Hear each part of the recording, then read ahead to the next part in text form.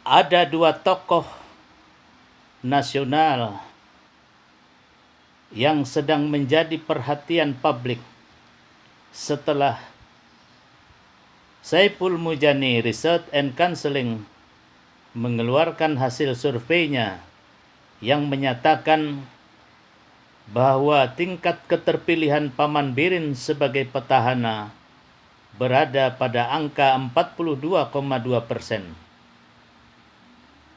Siapakah kedua tokoh nasional yang banyak disebut berpeluang untuk menggandeng Paman Birin?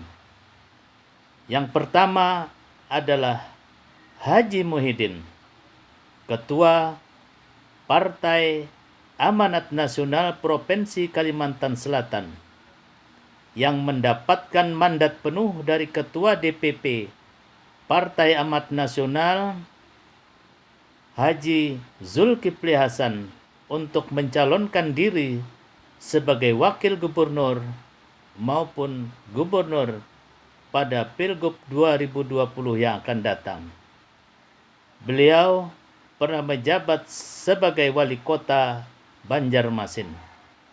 Yang kedua, Mardani Haji Maming yang saat ini menjabat sebagai Ketua Partai Demokrasi Indonesia Perjuangan Provinsi Kalimantan Selatan sekaligus Ketua Umum BPP HIPMI. Kedua tokoh ini disebut-sebut memiliki peluang yang besar untuk menggandeng Paman Birin pada Pilgub yang akan datang.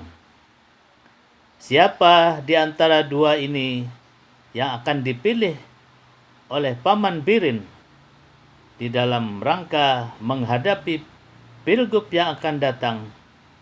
Inilah teka-teki politik yang sedang ditunggu oleh masyarakat. Fahmi Amrusi, Rumah Banjar, melaporkan.